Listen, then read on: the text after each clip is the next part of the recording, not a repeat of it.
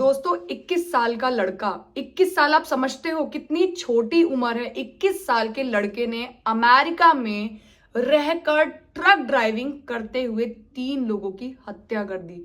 कितनी बड़ी बात है दोस्तों। ऐसी चीजें अगर किसी के साथ, किसी की फैमिली के साथ गुजरती हैं तो उनपे क्या गुजरती होगी दोस्तों। ये जो शख्स है ये इंडिया का ही है। इनका नाम है जशनप्रीत सिंह और ये 2022 में एंटर हुए थे इलीगल इमिग्रेंट बनके।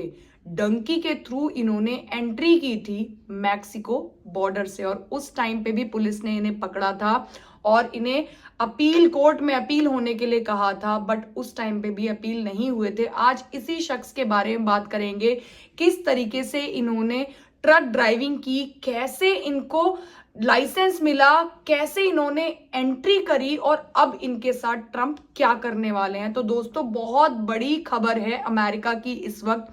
आप सभी लोगों को पता है कि जो ट्रंप हैं वो इंडियंस के पीछे हाथ धो के पड़ गए हैं और इलीगल इमिग्रेंट्स के पीछे भी हाथ धो के पड़ गए हैं और आए दिन कुछ ना कुछ इलीगल इमिग्रेंट्स कुछ ना कुछ कर ही दे रहे हैं। अभी लास्ट आपने सुना होगा हरजिंदर सिंह जो थे उन्होंने भी यू टर्न लिया था और उसके चक्कर में कुछ लोगों की मौत हुई थी। वो भी एक ट्रक ड्राइवर थे। उनका केस सॉल्व हुआ ही नहीं था कि तुरंत जशनप्रीत सिंह आ गए।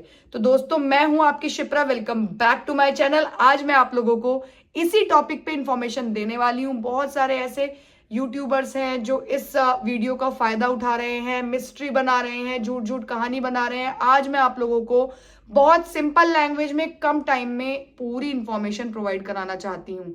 तो सब्सक्राइब करना चैनल को, अंत तक देखना अगर इंटरेस्टेड हो इस वीडियो को देखने के लिए। तो उससे पहले एक छोटी सी बात करना चाहूंगी। देखो इस वीडियो को दोस्तों आप लोग कहीं ना कहीं कंपेयर मत करना पिछली वीडियो से जो मैंने इंडियंस सिविक सेंस के ऊपर बनाई थी। देखो सिविक सेंस मैंने इंडियंस को टारगेट इसलिए बोला था कि टारगेट कर रहे हैं लोग क्योंकि अमेरिकन भी क्रैकर्स यहाँ पे फोड़ते हैं। 4 जुलाई हो गया, न्यू ईयर हो गया, यहाँ पे बहुत सारे लोग क्रैकर्स फोड़ते हैं और ऐसा नहीं है कि घर के अंदर फोड़ते हैं, बाहर करते हैं वो लोग।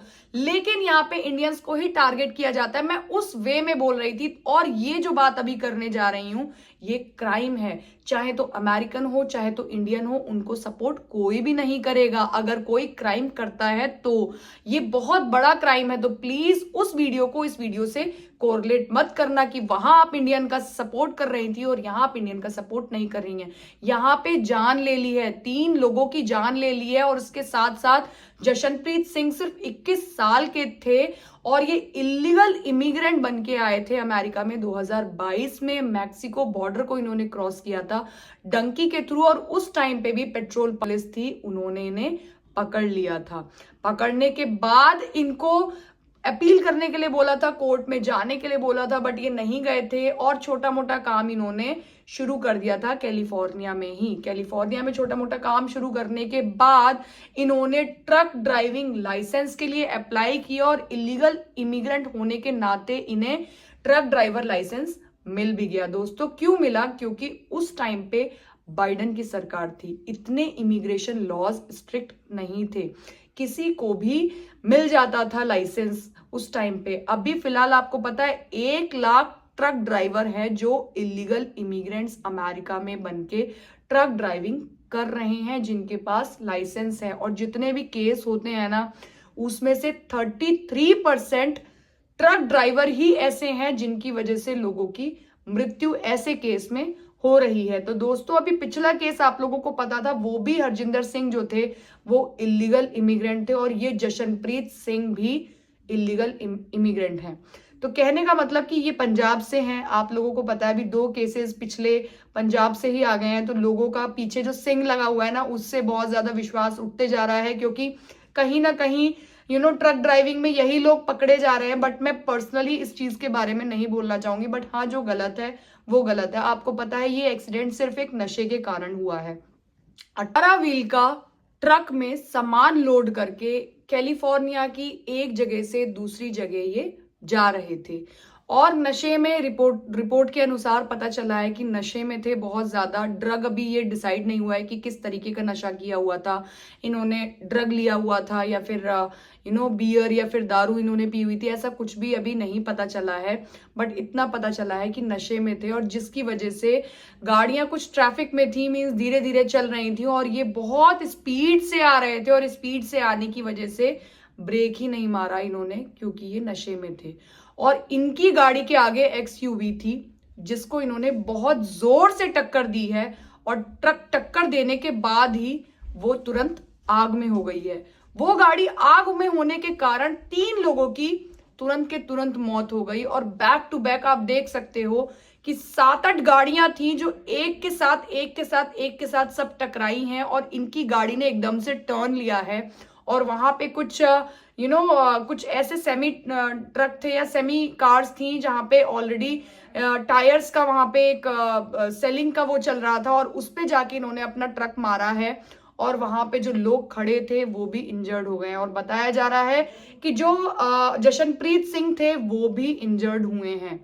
कहने का मतलब एक छोटी सी गलती, जो इतनी बड़ी ट्रक 18 व्हील्स की ट्रक लेके चल रहा था, उसने सोचा भी नहीं था, सोचा भी नहीं होगा कि उनसे इतना बड़ा कांड हो जाएगा सिर्फ एक नशे के चक्कर में। आप लोगों को एक चीज और बताऊं दोस्तों, उनके फ्रेंड्स वगैरह से, रूममेट वगैरह से पूछा गया है तो उन्होंने सबने बताया कि वो इस बात पर यकीन ही नहीं कर सकते कि इस तरीके के भी जशनप्रीत सिंह इस तरीके का कुछ कर सकते हैं, क्योंकि बहुत खुशमिजाज, बहुत हंसमुख इंसान है वो नशा इस तरीके का तो नहीं करेंगे, ऐसा दोस्तों को कहना है कि वो किसी की जान ले लें।